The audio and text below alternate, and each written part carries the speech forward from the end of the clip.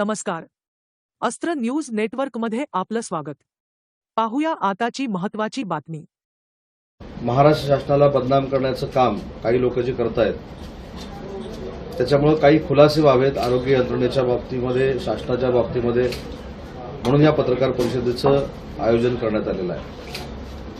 नांदेडमध्ये घडलेली दुर्घटना असेल याचं समर्थन कुणीही केलेलं नाही. सरकारमध्ये मुख्यमंत्र्यांनी देखील केलेलं नाही, उपमुख्यमंत्र्यांनी देखील केलेलं नाही आणि आरोग्यमंत्र्यांनी देखील केलेलं नाही. या संदर्भामध्ये ही घटना कशी घडली याची सखोल चौकशी करण्याचे आदेश देखील मुख्यमंत्र्यांनी दिलेले आहेत. परंतु हे सगळं करत असताना अशा घटनांमध्ये जे राज्यकर्ते असतात त्यांनी देखील आणि विरोधी पक्षातल्या नेत्यांनी देखील राजकारण करायचं नसतं, याच्यावर मार्ग काढायचा असतो. आता जर राजकारण करायचं असतं तर कोविडच्या कालावधीमध्ये अनेकांना ती संधी होती राजकारण करण्याची खऱ्या अर्थानं. कारण एकीकडनं असं सांगितलं जायचं की कोविडच्या बाबतीमध्ये सर्वश्रेष्ठ काम करणारे आम्ही आहोत आणि दुसरीकडनं ही आकडेवारी यायची की देशामध्ये 5,32,034 ते मृत्यू झालेत, त्याच्यातले 1,48,561 मृत्यू हे महाराष्ट्रातले होते.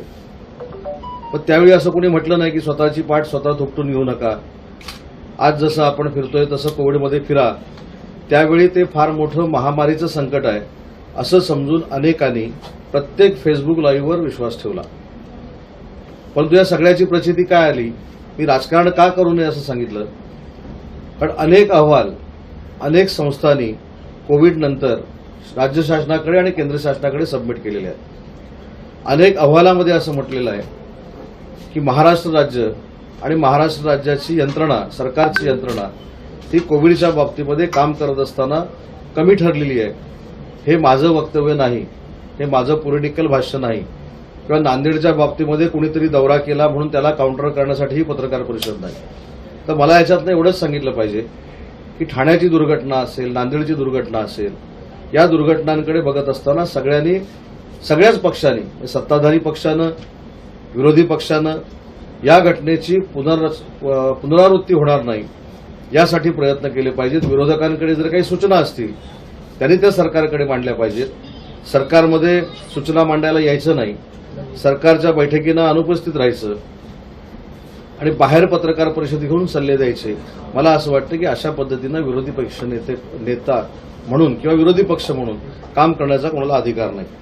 माझ्याकडे काही आकडेवारी आहे, हे मला कुठच्या पार्श्वभूमीवर सांगायचं नाही, पण ज्या पद्धतीनं एक राजकारण खेळलं जातं, घडवलं जातं, जनतेपर्यंत हे पोचलं पाहिजे की महानगरपालिकेमध्ये ज्यावेळी कोविड सेंटर झाली ती कसली सुविधा होती? ती देखील आरोग्याची सुविधा होती. ज्याच्यामध्ये आपण शव ठेवतो ती जी बॅग ठाण्यामध्ये, कोल्हापूरमध्ये, पुण्यामध्ये 350 ते 400 रुपयाला मिळत होती, ती मुंबई महानगरपालिकेमध्ये 6,500 रुपयाला मिळत होती, 6,500 रुपयाला घेतलेली होती. मला असं वाटतं की ही जी तफावत आहे ही अनेक चौकशीच्या माध्यमातून पुढे आलेली आहे. औषधांमधली जी खरेदी आहे त्याच्यामध्ये नक्की काय चाललंय याच्याबद्दल देखील तपास यंत्रणा फार मोठ्या ताकदीनं तपास करतायत. म्हणून मला असं वाटतं की एखादी घटना घडल्यानंतर त्याला कायमस्वरूपी राजकीय वलय देऊन राज्याच्या प्रमुखांना, त्या खात्याच्या मंत्र्यांना आणि उपमुख्यमंत्र्यांना बदनाम करणं हे योग्य नाही. मला तर त्याच्या पुढे जाऊन आवाहन करायचं आहे की काही लोकांनी जो आता दौरा केलाय त्याच्यामध्ये कदाचित त्यांना त्रुटी जाणवल्या असतील, त्यांनी मुख्यमंत्र्यांची भेट घ्यावी. जशी टोलच्या बाबतीमध्ये मनसेचे प्रमुख राजसाहेब ठाकरे मुख्यमंत्र्यांची भेट घेणार आहेत, तशी आरोग्य सुविधामध्ये जर काही त्रुटी असतील तर नुसतं फिरून पत्रकार परिषदेतनं सल्ले देण्यापेक्षा त्यांनी मुख्यमंत्र्यांची वेळ घ्यावी. शेवटी विरोधक किंवा विरोधी पक्ष नेता किंवा विरोधी पक्षातला कार्यकर्ता याचं मन देखील मोठं असलं पाहिजे की जे राज्याचे मुख्यमंत्री आहेत ते मुख्यमंत्री आहेत ही मानण्याची आधी मानसिकता तयार केली पाहिजे. त्यांच्याकडे जाऊन आपले प्रश्न मांडले पाहिजेत आणि त्यांनी प्रश्न जे स्वीकारले नाहीत किंवा त्या सूचना ऐकल्या नाहीत तर मग पत्रकार परिषद घेण्याचा अधिकार आहे. परंतु बैठकांना उपस्थित राहायचं नाही. म्हणजे आपल्याला सांगायला मला खेद वाटतो की आरक्षणाच्या बाबतीमध्ये पत्रकार परिषदा होतात, पण ज्यावेळी मुख्यमंत्री महोदय आरक्षणाच्या बाबतीमध्ये सगळ्यांना बोलवतात तेव्हा ही प्रमुख मंडळी कुठे असते? त्याच्यामुळे अशा बैठकींना उपस्थित राहायचं नाही. महाराष्ट्राचं भलं करण्याच्या संदर्भामध्ये ज्यावेळी बैठका असतात, मग ती इन्फ्रास्ट्रक्चरची असेल, त्याच्यानंतर आरोग्याची असेल, युवकांसाठी असेल, महिलांसाठी असेल, बुजुर्गांसाठी असेल, त्या बैठकांना अजिबात सरकारसोबत सहकार्य करायचं नाही आणि मात्र बाहेर जाऊन पत्रकार परिषद घेऊन सरकार किती वाईट काम करतंय हे खोटं दाखवण्याचा प्रयत्न करायचा हे कुठेतरी थांबलं पाहिजे. आणि म्हणून मी तुम्हाला सांगितलं की आज पत्रकार परिषदेमध्ये इलेक्ट्रॉनिक मीडियाचे देखील अनेक सहकारी आहेत, प्रिंट मीडियाचे देखील सहकारी आहेत. हा खरा मुद्दा मला काढायचा नव्हता, परंतु आपल्या माध्यमातून कोविडचं काम कसं चालू आहे हे सांगितल्यानंतर देखील अनेक पत्रकारांवर कारवाई झालेल्या होत्या, अनेक पत्रकारांवर पोलीस केसेस दाखल झालेल्या होत्या. स्वतःच्या विरोधामध्ये कोणतरी बोललं म्हणून अनेक पत्रकारांना जेल देखील झालेली होती.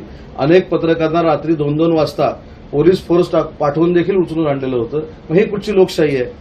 म्हणून मला असं वाटतं की आपलं हे जे माध्यम आहे या माध्यमातून अशा संकटावर मात करत असताना सगळ्यांनी एकत्र गेलं पाहिजे. ही मॅच्युरिटी, ही परिपक्वता प्रत्येक विरोधकाकडे असणं गरजेचं आहे. आणि म्हणून मला असं वाटतं की हे सगळं बरोबर आहे की नांदेडची घटना दुर्दैवी आहे, नांदेडच्या बाबतीमध्ये ते व्हायला नाही पाहिजे, ह्याचं समर्थन कोणी करत नाही. त्याच्यामध्ये नक्की आम्ही सुधारणा करू. मंत्रिमंडळाच्या बैठकांमध्ये अजून जे काही करायचं ते आपण करू. मुख्यमंत्री त्याच्यावर देखील निर्णय घेतील आणि आज देखील मुख्यमंत्र्यांच्या अध्यक्षतेखाली आणि सर्व ज्येष्ठ नेत्यांच्या अध्यक्षतेखाली आज देखील महाराष्ट्राच्या आरोग्य सेवेबाबत बैठक चालू होती आणि त्याच्यातनं देखील महाराष्ट्राला चांगल्या पद्धतीचा आरोग्याच्या दृष्टीनं रिलीफ मिळेल. आता ही मेडिकल कॉलेज होत आहेत. पूर्वी का असा निर्णय झाला नाही? मी वारंवार रत्नागिरीचं उदाहरण आपल्याला देतो की वारंवार मी तत्कालीन मुख्यमंत्र्यांना सांगत होतो की मला रत्नागिरीमध्ये मेडिकल कॉलेज द्या, रत्नागिरीमध्ये मेडिकल कॉलेज द्या, विद्यार्थ्यांचा प्रश्न सुटेल, डॉक्टर तयार होतील, डॉक्टर यंत्रणा चांगल्या पद्धतीने मिळेल. पण माझं ऐकलं गेलं नाही. मला असं सांगण्यात आलं एक चांगला उद्योजक बघा, एक चांगला कोणतरी मोठा पैसेवाला बघा आणि पीपीपी मॉडेलवर मेडिकल कॉलेज करा, म्हणजे येणाऱ्या पेशंटकडनं पैसे घ्या. अशा पद्धतीचं मार्गदर्शन जर सरकारमध्ये होत असेल तर आरोग्य सेवा सुधारणार आहे कशी? पण तेच उलटं उदाहरण सांगतो. महाराष्ट्र राज्याचे मुख्यमंत्री एकनाथ शिंदे साहेब झाल्यानंतर, देवेंद्रजी उपमुख्यमंत्री झाल्यानंतर पहिल्या 24 तासामध्ये 522 कोटी रुपये खर्च करून मेडिकल कॉलेज रत्नागिरीला मंजूर झालं. काल 100 विद्यार्थ्यांची बॅच आमची मेडिकल कॉलेजला आली. म्हणजे उद्या 3 वर्षानंतर माझ्या रत्नागिरी जिल्ह्यामध्ये ज्यावेळी दुर्दैवाने काही जर परिस्थिती निर्माण झाली तर माझ्याकडे आहे ते 100 डॉक्टर तयार आहेत. मग हे जिल्ह्याच्या ठिकाणी व्हावं हा ऐतिहासिक निर्णय कोणी घेतला? तो देखील महाराष्ट्र राज्याच्या मुख्यमंत्र्यांनी आणि दोन्ही उपमुख्यमंत्र्यांनी घेतलेला आहे. आणि म्हणून राजकारणासाठी राजकारण करू नये. कॅगनं जी ताशेरे बीएमसीवर ओढलेली आहेत त्याचं देखील आत्मचिंतन, आत्मपरीक्षण काही लोकांनी केलं पाहिजे. ते सगळं आपण विसरतो आणि फक्त एखाद्या व्यक्तीला मुख्यमंत्री झालाय हे पचनी पडत नाही म्हणून बदनाम करतो. हे महाराष्ट्राच्या दृष्टीनं अतिशय अयोग्य आहे आणि याच गोष्टीचा खुलासा या पत्रकार परिषदेच्या माध्यमातून मला करायचा होता. आणि दुसरी एक महत्वाची मी गोष्ट आज आपल्याला सांगतो, त्याची तारीख देखील आम्ही तुम्हाला सांगू. येत्या 2-4 दिवसानंतर महाराष्ट्र राज्याच्या प्रत्येक मंत्रालयाच्या विभागानं नक्की 1 वर्षामध्ये 2.5 वर्षापेक्षा चांगलं काम केलंय की नाही हा लेखाजोखा प्रत्येक दिवशी आम्ही पत्रकार परिषदेत तुमच्यासमोर ठेवणार आहोत. ज्यावेळी 9:30 वाजता आम्हाला शिव्या घालण्याची पत्रकार परिषद सुरू होईल त्यावेळी आम्ही 1.5 वर्षामध्ये 1 वर्षामध्ये महाराष्ट्रासाठी काय केलं आणि तुम्ही काय केलंय हा देखील लेखाजोखा आम्ही महाराष्ट्राच्या जनतेसमोर ठेवणार आहोत. आणि आम्हाला आत्मविश्वास आहे, अति आत्मविश्वास नाही, आत्मविश्वास आहे की मागच्या 2.5 वर्षापैकी जनतेला असलेले आवश्यक प्रश्न एकनाथजी शिंदे, देवेंद्रजी आणि अजितदादांच्या नेतृत्वाखाली आम्ही सोडवू शकलो. याचं आंतरिक समाधान आमच्यासारख्या कार्यकर्त्यांना आहे. पण कदाचित दुर्दैवानं आम्ही ते प्रेझेंट करण्यामध्ये कमी पडत असू, लोकांपर्यंत पोहोचवण्यामध्ये कमी पडत असू आणि एखादी नकारात्मक पत्रकार परिषद सुरू असताना आम्ही सकारात्मक पत्रकार परिषद घेऊन दाखवू की तुम्ही वर्षभर कितीही जरी आम्हाला शिव्या घातल्या तरी आम्ही जनतेच्या मनातलं आणि जनतेला आवश्यक असलेलं काम केलेलं आहे आणि याची प्रक्रिया देखील येत्या 3 ते 4 दिवसामध्ये आम्ही सुरू करतोय. दुसरा जो एक महत्वाचा मुद्दा आहे जो अतिशय राजकीय दृष्ट्या त्याच्याकडे बघितलं जातंय, काल रात्री विधान परिषदेच्या सन्माननीय आमदार मनीषाताई कायंदेंनी एक वक्तव्य केलं आदरणीय देवेंद्रजी फडणवीस यांच्या केंद्रामध्ये जाण्यावर. मला असं वाटतं की तो आमच्या दृष्टीनं विषय संपलेला आहे, कारण याचं उत्तर स्वतः महाराष्ट्र राज्याचे मुख्यमंत्री एकनाथ शिंदे साहेबांनी दिलेलं आहे. केंद्रात जायचं की महाराष्ट्रात राहायचं हे सल्ले देणारे आम्ही नाही.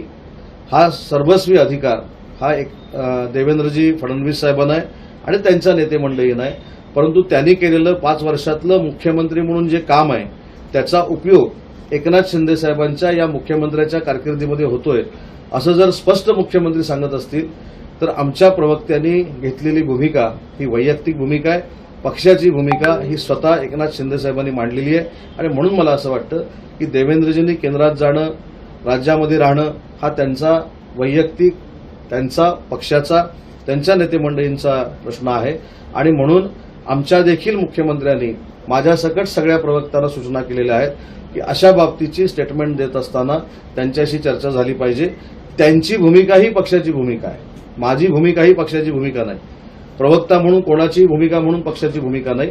तर शिंदे साहेबांच्या आदेशानं ज्यावेळी पत्रकार परिषद होते त्यांच्या सूचनेप्रमाणे ज्यावेळी आम्ही सांगतो त्यावेळी ती पक्षाची भूमिका असते. मी जे वैयक्तिक माझं मत मांडतो ही पक्षाची भूमिका असू शकत नाही. या स्पष्ट सूचना आदरणीय मुख्यमंत्र्यांनी आम्हाला दिलेल्या आहेत.